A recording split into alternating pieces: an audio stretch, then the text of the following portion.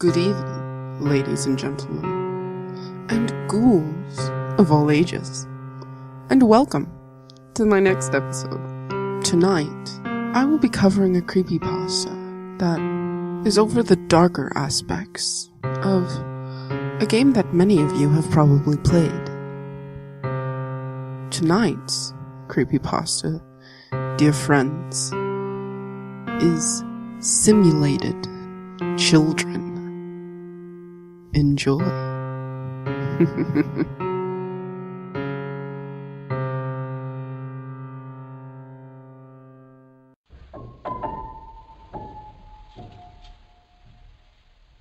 We've all done it when we're bored with them. When their tiny little lives remind us so much of our own, and their tiny little houses are digitized reflections of our own dream homes, which we find to be ridiculous and obscene when we finally realize them. Other times, it's when we grow tired of the adults' constant pleas for the attention, or the child screaming in the middle of the night. Some set their houses on fire and watch with interest and a tiny bit of glee at the tiny things on screen, screaming gibberish and pray to their gods as their lives are reduced to ash. Others remove their pool ladders and watch as the Sims drown, their simple little brains addled by the minor hindrance. Myself, I loved starving them to death. I'd build a wall around my Sims at an unexpected time, at a point when their lives seemed to be going smoothly, picture perfectly, and then watch them as they looked up at me and screamed pictures. First bathroom, then boredom, then exhaustion. I'd never speed the process up. I'd just watch as their pleas became much more frequent and erratic, muting my speakers when their gibbering began to annoy me, and watch them soil themselves and slowly waste away. Sometimes, I'd get the entire family a little tiny cell of its own. Other times, when I felt the need for drama, I'd pick one of them, a member that was especially needy or pleading, that had long since outlived its entertainment value, and watch as their family and friends tried to free them or wept before they collapsed into a heap of bone. But my favorite part of assassinating one of my Sims was the build-up, the slow and agonizing prelude to their death. It came in degrees. Perhaps I'd make one starve for a few days, or deprive it of sleep. Maybe I'd ruin its carefully planned career by forcing it to miss a whole month of work. Other times, I'd just remove the fridge and the taps and watch it scurry around like mad, screaming pictures at me until it was on its knees before I gave it back. I knew they couldn't understand what was happening to them, of course. I knew that even if they were intelligent or even comprehending of their situation, they would still be unable to help themselves. They'd been programmed to be demanding, needy pets, incapable of free will or self-preservation. But, in my mind, I was justifying my actions as part of some greater plan to teach them, to force them to earn their free will, or continue perishing until, of course, I was tired of their plights and moved on to something else. Say what you will of this, but it made me feel good. It made me feel like some great, evil god. I was going through my 10th family, I think at the time. The dad's name was John, the mom's Linda. They had a teenage son I called Timothy, and a little girl, Clarice. They lived in a 3-story house in the suburbs with a pool and a dog. Pretty as a picture. John was working as an astronaut, but he was always home by 5. Linda was a detective, and yet she never missed a dinner. Timothy was in high school, and Clarice was doing great in school. They had a rich social life, and they were probably going to add a playroom for the kids by the end of the month. Their lives were predictable. perfect and boring. I was looking for an excuse to ruin their perfect little existence, and I found it during one of John's meltdowns. It happened during a party, as he would stop in the middle of a discussion to scream up at me that he needed to visit the bathroom, which was 2 rooms away. Not feeling up to babysitting a grown man, I ignored him until he finally wet himself like an infant. His colleagues and close friends, of course, disgusted, but in that idiotic, barely conscious manner that Sims do, forgetting the stain on the Persian rug moments later. I didn't wait for the party to be over, of course. I don't know exactly what it was that made me so mad about John's simulated idiocy, but it had been enough to seal his fate. Erecting a wall around that very spot where he stood, too small for him to do anything about it, but stand in it, I commenced his torture. The guests were mortified, of course, and so was Linda. Clarice and Timothy seemed, however, not to notice. I watched the guests as they beat the wall like beasts, with Linda screaming pictures up at me, even as her husband shouted for food or rest, as if he were some halfway intelligent animal. I stood there and watched for nearly an hour as the guests slowly forgot about their host's plight, exchanged very civil greetings with Linda, and then went home. It wasn't long before even Linda forgot about John's predicament and went to bed herself. Only Timothy and Clarice remained awake, non-pleading.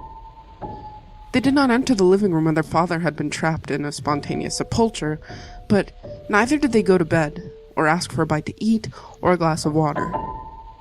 They walked around the house like ghosts until the morning came, when the family,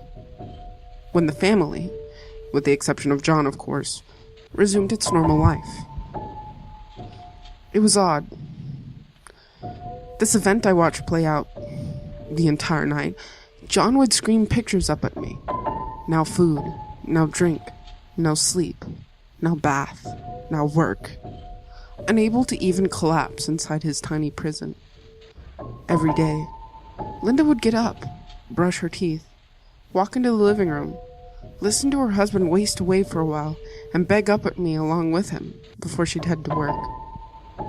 She'd come back by 5, of course, for the circle to commence all over again. But the children never played along. Instead, they went on with their routine, quietly and responsibly, never once raising their voices or asking for anything. What they needed, they got for themselves. They'd get on the school bus in time and do their homework and play video games or swim in the pool afterward, even as their father kept praying at the unseen creature from within his windowless prison. By the end of the 3rd week, John had stopped bleeding. He collapsed in a heap of bone at exactly 6 o'clock on Friday afternoon, as soon as Linda and the kids were done eating supper. There was a funeral on the same day. It was then, amid the ridiculous gibbering mourns of the adults, when I began to notice that something was really wrong. It was the children. From toddlers to infants to teens. They were all quiet. While their parents babbled and spouted out images and symbols or traded hugs for social bonus points, the children simply were. They stood silent, exchanging nods among them or crowding around John's grave, but not one of them said a word or asked for anything. When the adults began asking for the command that would let them return home, the children just did so, without any prodding or commands on my part, even as their idiot parents begged the invisible thing in the sky. Feeling unnerved by this, I didn't play the game for about a month, until boredom led me back to my old save file. For a week, I busied myself with the mindless chores that directed the lives of the simulated family, until I realized that Linda's constant cries for attention had begun to bother me again. I put off her slow execution for that day, however, deciding to give her a chance to redeem herself. It was in the middle of the night when Linda was wandering around the house, blindly looking for her kitchen that had happened. And the children rose from their beds and went downstairs to where their mother was running circles around her own living room and stopped her. I thought that this was going to be an automatic exchange, but to my surprise, it was not the case. Instead of the children talking to their mother or engaging themselves in mindless repetition, they instead stopped her in her tracks and began moving their arms in a cyclical fashion, which reminded me of those building animations seen in a strategy game. A few seconds later, as I watched in fascination, a wall had been erected around Linda. It was windowless and perfectly circular, too narrow for her to even sit down in. Then, as if nothing had happened, the children returned to their beds. It took me an hour before I realized exactly what had happened. I tried to put what I had seen in context to write it off as some glitch, or maybe the result of some weird feature I hadn't yet discovered.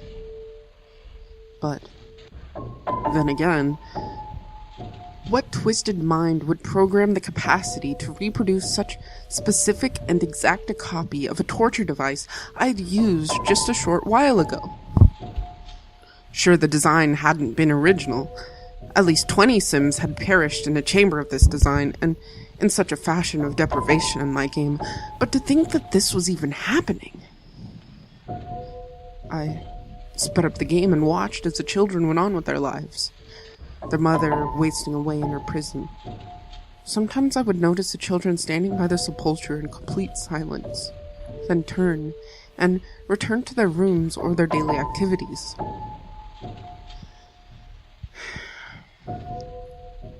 It took me almost 2 weeks of game time before I mustered the courage to slow down to real time and check what exactly was going on. The moments during which the children stood around their mother's prison, they were looking up at me.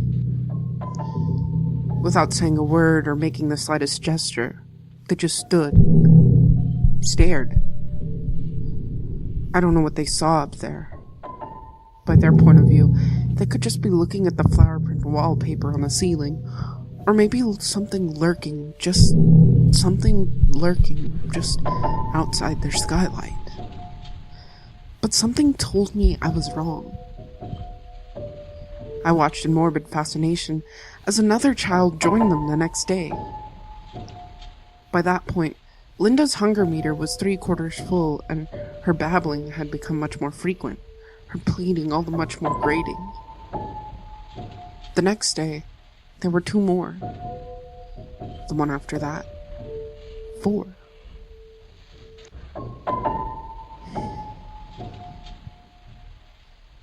By the time Linda finally perished, there were about 12 children inside the house, all looking up at me, or at the incomprehensible thing above. And then, without making even the slightest sound, they dispersed to resume their ordinary lives, leaving the heaped bones of Linda in the middle of her prison. I haven't played the game since then, but I haven't dared uninstall it either. Sometimes I think about revisiting that old save file, to perhaps give Linda a proper burial, but I know what I'll find as soon as I start playing. 24 tiny eyes staring up at the sky. Perhaps unseeing, yet fully comprehending.